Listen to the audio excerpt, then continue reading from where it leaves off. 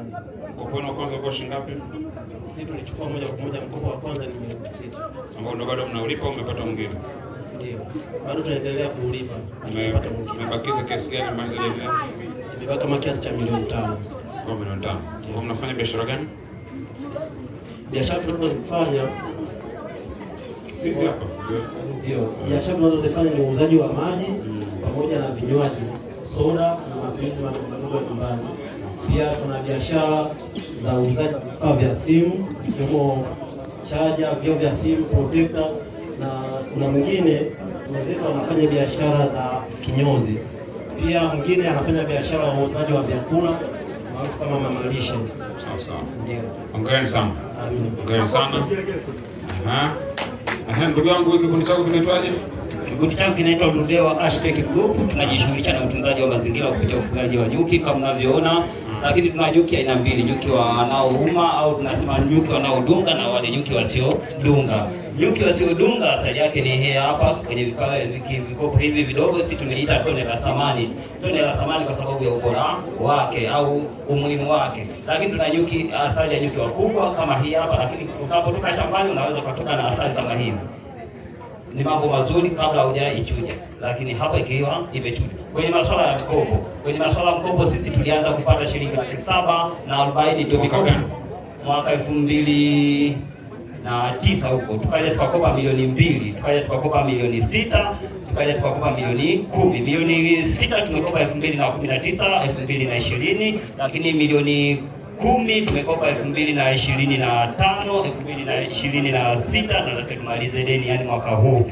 Lakini mafanikio, sisi tupo na kikundi 10, tuna mafanikio makubwa kulingana na muda tulioishi. Sisi tumeanza 2011 tukasajiliwa 2016 mpaka sasa tuna umri mkubwa tu, hata miti yetu kiiona shambani ni mikubwa. Kwa hiyo ni mafanikio, tuna mashamba ekari 25 ambayo baadhi ya hapo tuna miti mingine na miti mingine hajapanda, lakini tuna mizinga mpaka sasa tuna mizinga 85.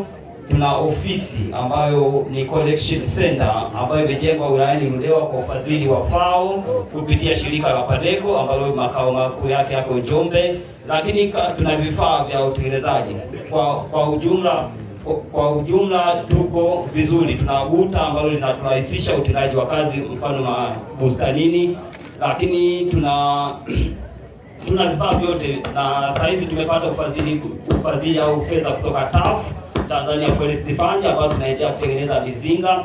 Lakini yote tunafuraha kukuona kwa sababu tunashukuru kuanzia viongozi wetu, rais wetu, tunaamini mnatupenda wananchi wa Ludewa, na tunasema kama anavyosemaga kiongozi wetu Paul Thomas, kuna maneno tunyaga, na sisi tunasema hivi, one chance never come twice. Tunaamini kabisa umefika, sidhani kama utakuja tena. Kama ni chance yetu kama sisi vijana, tunaamini tutapata nafasi nyingine ya kusema. Tunaamini kwamba una kisu ni chako, tena kina makali, na nyama yenye unofu ni yako. Sio kwenu, ni kwako. Ya kwako. Sisi wewe ni kutukatia tu. Sisi ni wananchi wa Ludewa, ni vijana.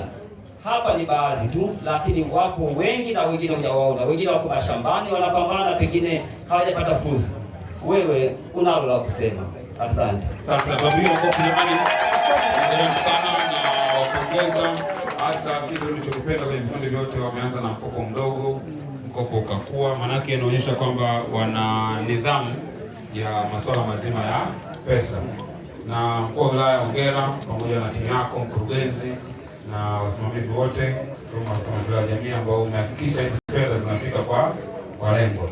Ukishaona mtu anaongea na Kiingereza ujue mambo ni mazuri sana. Asante sana. Okay. Asante sana.